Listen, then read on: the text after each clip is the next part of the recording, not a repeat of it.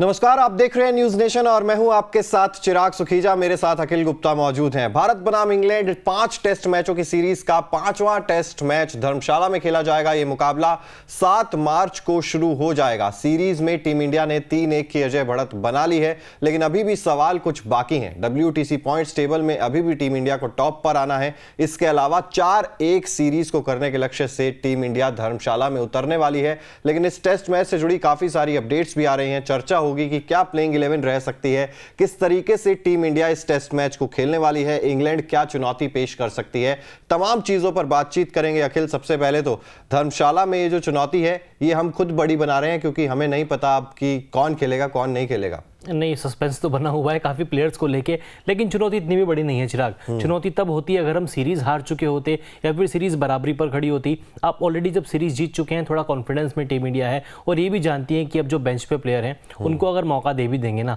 तो भी हम मैच जीत जाएंगे, सीरीज़ जीत जाएंगे, 4-1 से सीरीज़ अपने नाम कर लेंगे, क्योंकि परफॉर्मेंस ही हमारा आउटस्टैंडिंग रहा है तीनों फॉर्मेट में। बल्लेबाजी हमने अच्छी की, फील्डिंग हमने अच्छी की, कप्तानी भी हमारी अब अच्छी देखने को मिली है रोहित शर्मा की, और बॉलिंग तो हमारी पहले से ही बेमिसाल है।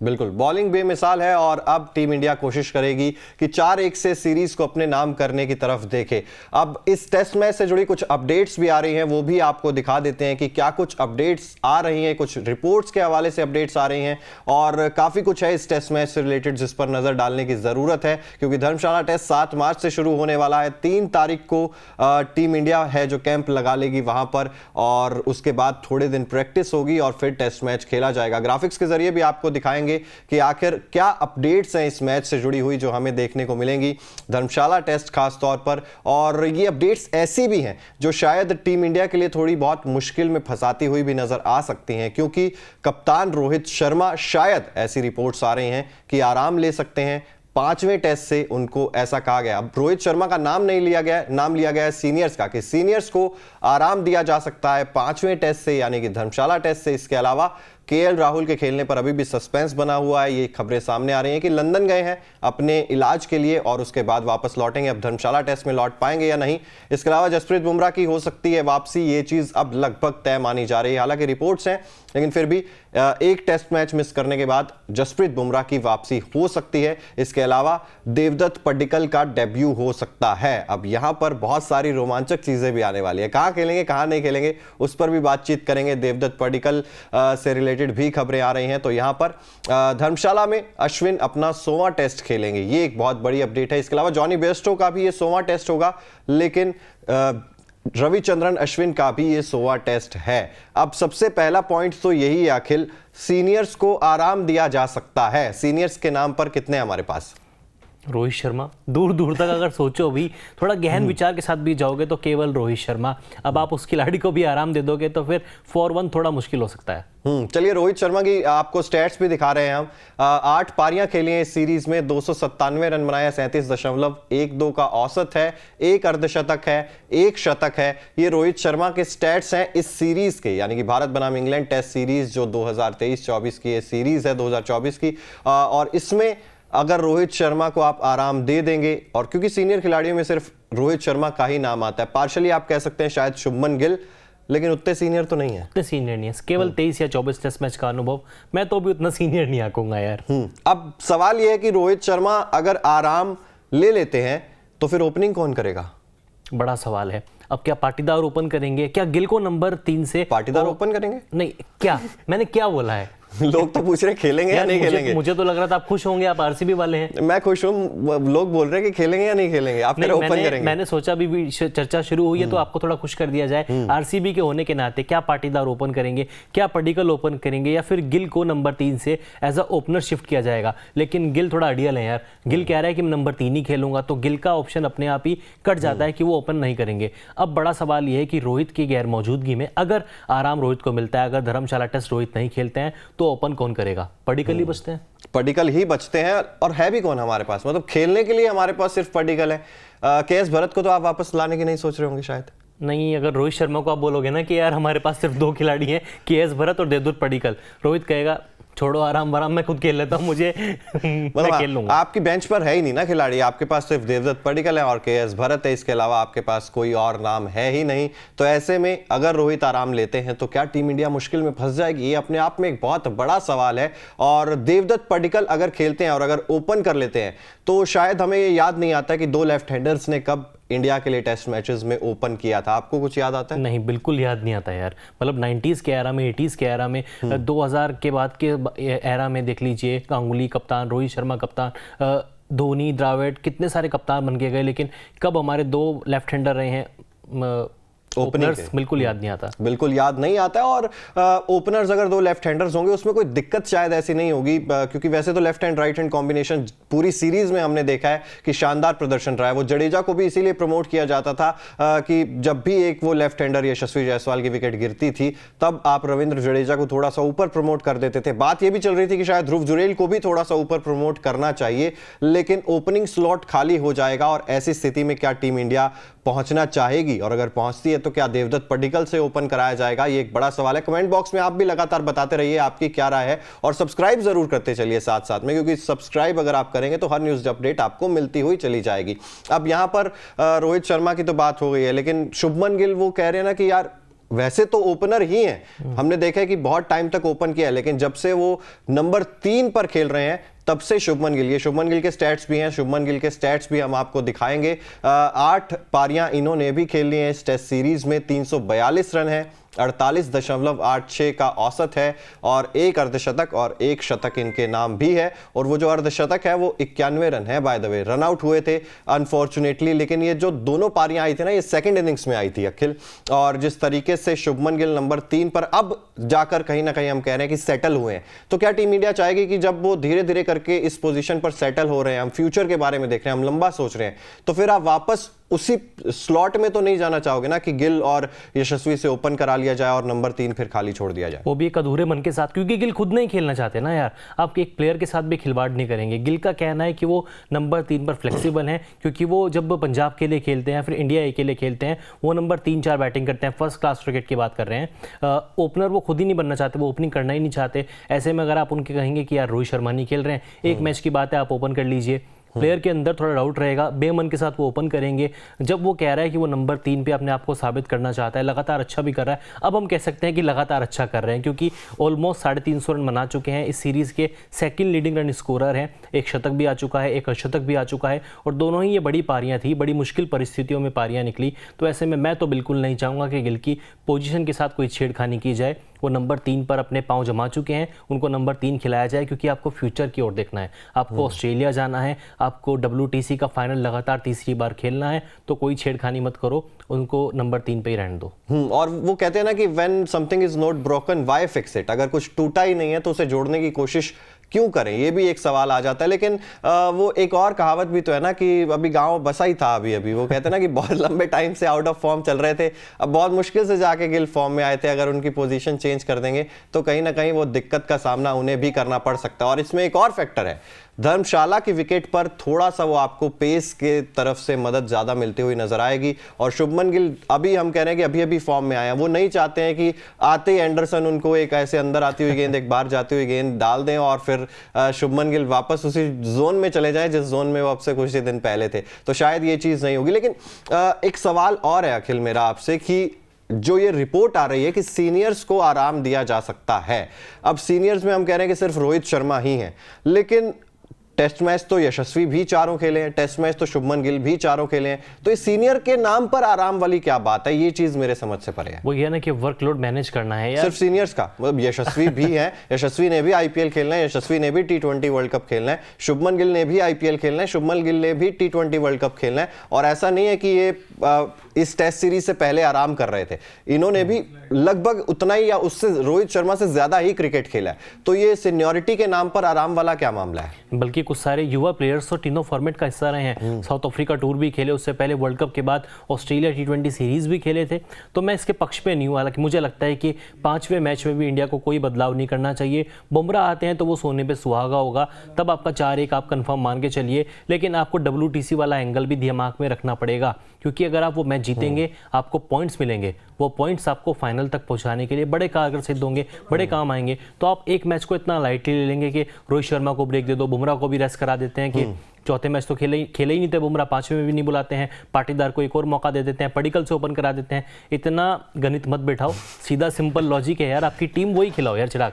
आपको WTC का एंगल देखना है, आपको तीसरी बार फाइनल खेलना है और इस पर जीतना है। मतलब आप इसे एक डेड रबर मत मानिए, आप इसको एक लक्ष्य मानिए कि ये एक तरह से हम कहते हैं ना, जब वर्ल्ड कप हम खेल रहे होते हैं तो एक क्वार्टर फाइनल, एक सेमीफाइनल। अब WTC जब चैंपियनशिप की बात हो रही होती है तो उसमें भले ही सीधा फाइनल होता है, लेकिन ये सारे मैचेस आपके लिए वो टॉनिक का काम करते हैं, वो आपके लिए क्वार्टर फाइनल्स और फाइनल्स ही होते हैं। शायद इस चीज से छेड़छाड़ नहीं करना चाहेगी टीम इंडिया, लेकिन आराम और वर्कलोड मैनेजमेंट ये दो ऐसी चीजें। अब आपने रजत पाटीदार का जिक्र किया है तो फिर वो जब आप मेरे सामने होते हैं ना, वो जिक्र अपने आप हो जाता है यार, क्योंकि हाँ आंकड़े सबसे आंकड़ों की तो बात ही मत करो यार आप। ये फुल स्क्रीन में आंकड़े देखेंगे एक बार, रजत पाटीदार के आंकड़े जो हैं एक बार फुल स्क्रीन में दिखाइए। ये 6 पारियां 63 रन, 10.5 का औसत है और नीचे के खाने तो चलिए 0-0 है, इसको तो आप देखने की जरूरत ही नहीं है आपको। अब इस खिलाड़ी को मजबूरी में वो KL राहुल कह रहे हैं नहीं मैं ठीक नहीं हूं, मैं अभी नहीं आ सकता, मुझे जाना है इलाज कराने के लिए। उसके अलावा जो बाकी के अब बल्लेबाज हैं वो भी हम कह रहे हैं कि सीनियर्स हैं, रेस्ट कर रहे हैं। अब वो एक मौका बना था कि देवदत्त पडिक्कल को आप रिप्लेस कर दीजिए, वो रजत पाटीदार को रिप्लेस कर दीजिए, देवदत्त पडिक्कल आ जाएंगे। लेकिन अगर रोहित आराम करेंगे तो फिर रजत पाटीदार के लिए एक और मौका बन जाएगा। लेकिन अब रन नहीं बनाएंगे, मुझे नहीं लगता फिर लंबे टाइम तक टीम इंडिया में दिखेंगे। इस पर डिस्कशन तो मैं करूंगा, जवाब भी दूंगा, लेकिन पहले ये बताओ आंकड़े देखकर थोड़ी शर्म आई? बहुत ज्यादा, बहुत ज्यादा। एज ए RCB फैन बहुत नहीं, RCB में तो खेल लेंगे, वो कॉन्फिडेंस है, लेकिन ये सोच लोगों की बड़ी खराब है यार कि RCB में तो खेल लेगा, IPL में तो खेल लेगा, इंडिया की बात कहाँ आएगी भाई? मैं ये चीज अच्छी नहीं कह रहा हूँ, ये आंकड़े अच्छे नहीं है कहीं से भी रजत पाटीदार के, मैं इस चीज से डिसएग्री नहीं कर रहा हूँ। लेकिन बात ये ना कि जब कल भी मैं यही चीज डिस्कस कर रहा था लाइव में कि अगर रोहित शर्मा खेल रहे हैं, अगर आप ये वाली सिचुएशन लेके चलें कि रोहित शर्मा खेल रहे हैं और आप फिर देवदत्त पडिक्कल को एक मैच में लेकर आकर क्या प्रूव कर देंगे, फिर आप रजत पाटीदार को एक और मैच खिला दीजिए ना, क्योंकि सीरीज का आखिरी मैच है, हो सकता है कि एक शतक लगा दें, हो सकता है सभी के मुंह पर ताले लगा दें। नहीं, एक ऐसी पारी खेल दें जिसकी जरूरत उनको खुद को है, लेकिन मतलब आप मान के चल रहे हैं शतक तो नहीं आएगा, एक ऐसी पारी खेल दे 50 बना दे, 55 बना दे, कुछ तो बना दे यार, क्योंकि इतना डंका बजा हुआ है ना इस खिलाड़ी के नाम का। 2022 के IPL से ही ये खिलाड़ी उठा है, उसके बाद उन्होंने परफॉर्म किया, रणजी भी जिताई मध्य प्रदेश को, घरेलू क्रिकेट में रनों का अंबार लगाया, इंडिया ए के लिए बड़े बड़े शतक लगाए, डैडी 100 जिसको बोलते हैं,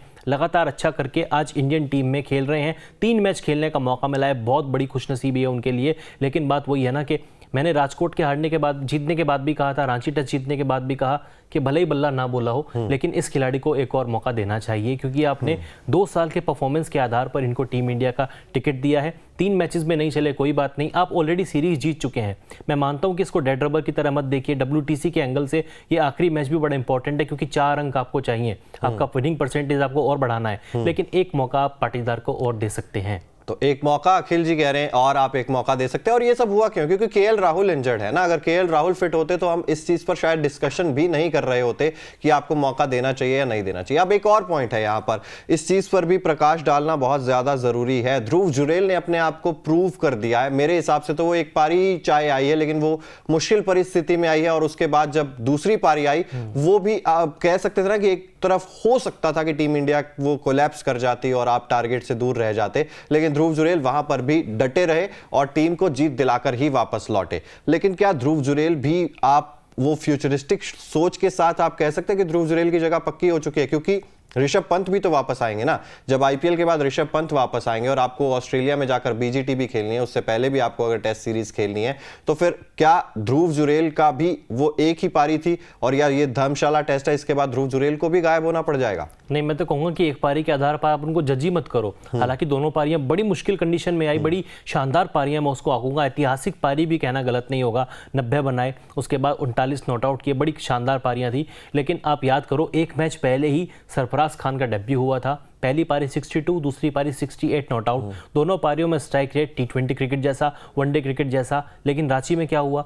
रांची में सरफराज न पहली पारी में चले ना दूसरी पारी में चले। ऐसा ही ध्रुव जुरेल के साथ भी है। आप एक मैच के आधार पर प्लेयर को हीरो मत बनाओ। सहवाग का ट्वीट रांची टेस्ट के बाद जो आया था ना, वो कहीं ना कहीं इशारा कर रहा था सरफराज खान की तरफ के एक प्लेयर था जिसके नाम को लेकर इतनी हाइप हुई, इतनी चर्चाएं हुई, वहीं एक ऐसा प्लेयर निकल के आया जिसके नाम की कोई हाइप नहीं थी, कोई चर्चा नहीं थी, कोई बात भी नहीं कर रहा था, ध्रुव जुरेल, वो उस मैच का हीरो रहा। तो ऐसी एक मैच के आधार पर किसी को जज मत करो। जज करने की बात नहीं है ना अखिल, जज कर रहे हैं या हो सकता है धर्मशाला में भी उनके बल्ले से बहुत अच्छी पारी देखने को मिल जाए, लेकिन जब ऋषभ पंत आ जाएंगे तो क्या ध्रुव जुरेल, फिर भी आप ध्रुव जुरेल के साथ स्टिक करेंगे? क्योंकि ऋषभ पंत तो सीधा एंट्री मार लेंगे टीम में, जब भी आएंगे सीधा एंट्री मारेंगे। लेकिन एक बात ये रहेगी ना, विकेट कीपिंग कर पाएंगे या नहीं कर पाएंगे, क्योंकि विकेट कीपिंग को लेकर एक क्वेश्चन मार्क है। चलिए एज अ बैट्समैन वापसी कर लेते हैं, विकेट कीपर के तौर पर भी खेलते हैं दिल्ली कैपिटल्स के लिए आईपीएल में।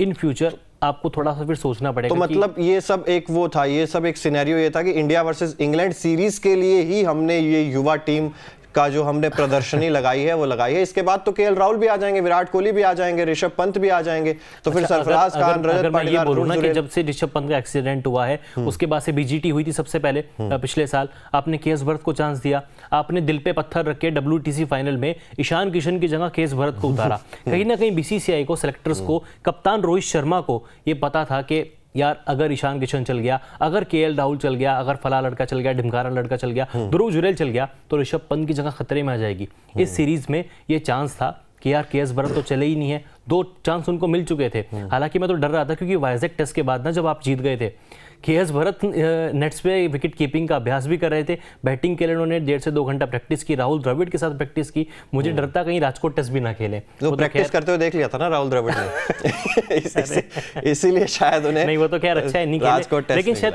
कहीं ना मैनेजमेंट के दिमाग में ये बात है कि जब पंत आएगा ना, खेलेगा पंत ही, भले ही कोई भी परफॉर्म कर ले, खेलेंगे पंत ही। तो शायद ये सब, ये जो हम कह रहे हैं ना कि युवा ब्रिगेड है, युवा ब्रिगेड से हमने सीरीज जीते, ये शायद आपको अगली बार वो वापस सीनियरिटी की तरफ ही टीम जाते हुए दिखाई देगी। लेकिन एक और बात है, रोहित शर्मा अगर नहीं खेलते हैं, कप्तान वो कह रहे हैं कि 100वां टेस्ट अश्विन को बना दो। शायद सुनील गावस्कर ने कहा है कि इतना कुछ उस खिलाड़ी ने भारत के लिए किया है, 99 टेस्ट मैच खेले हैं, 58 भारत ने जीते हैं जब वो अश्विन खेले, तो क्यों ना एक मौका, 100वां मैच है यार, उसको ऐतिहासिक बनाओ और उनको कप्तानी का मौका दो। तो बुमराह कहेंगे मैं वाइस कैप्टन था, और ये तो मतलब नाइंसाफी हुई ना कि सामने वाले बंदे का 100वां मैच है, मैं क्या करूं, रोहित नहीं है तो मैं तो कप्तान था ना, मुझे कप्तानी क्यों नहीं दे रहे? अश्विन ने जो इसका जवाब दिया ना, उनका जवाब भी कुछ ऐसा ही था। अश्विन ने गावस्कर के पलटवार में कहा कि यार मैं इन चीजों से बहुत ऊपर उठ चुका हूं सनी भाई, क्योंकि अगर मुझे कप्तान बनाना था तो पहले ही बना देते। अब तो मैं 99 मैच खेल चुका हूं, अब तो मैं जितने मैच खेलूंगा मेरे लिए वो बोनस होगा, वो मेरे लिए इंजॉय करने वाले पल हैं। अब मैं इन चीजों में मानता ही नहीं कि मुझे कप्तान बनाओ, ये फलाना ढिमकाना,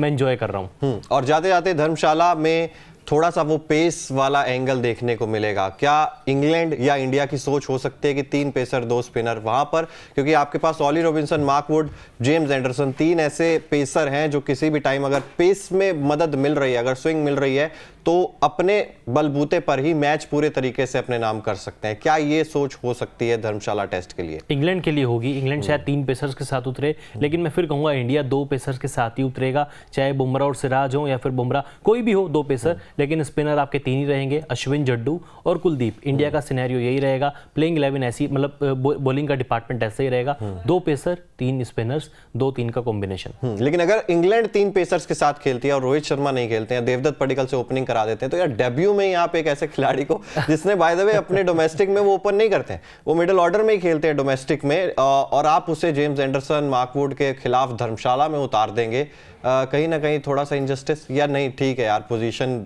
बदलकर अगर मौका मिला है तो जहां पे खेलना पड़ेगा वहीं पे खेलना पड़ेगा। वो बस वो बात है कि एक मैच के लिए चम्मच पकड़ा दी है, कुछ कर लोगे तो अच्छी बात है, नहीं करोगे तो कोई बात नहीं, एक ही मैच है, एक मैच के बाद कौन पूछ रहा है। चलिए फिलहाल यहाँ पर सिनेरियो यही है कि 7 मार्च से धर्मशाला टेस्ट का आगाज होने जा रहा है और टीम इंडिया की कोशिश यही रहेगी कि 4-1 से सीरीज को सील करे। वहीं इंग्लैंड की कोशिश होगी कमबैक करे। वो हालांकि सीरीज तो नहीं जीत पाए, लेकिन इस सीरीज को 3-2 करने की कोशिश जरूर इंग्लैंड की टीम करना चाहेगी। ये सभी अपडेट्स थी धर्मशाला टेस्ट से जुड़ी हुई जो हमने आपको बताई हैं। इसके अलावा अगर आपने सब्सक्राइब नहीं किया अब तक न्यूज नेशन और न्यूज नेशन स्पोर्ट्स को, तो जल्द से जल्द सब्सक्राइब भी कर दीजिए, साथ ही बेल आइकन जरूर प्रेस कर दीजिए ताकि देश और दुनिया से जुड़ी हर खबर सबसे पहले आप तक पहुंचे। देखते रहिए न्यूज नेशन।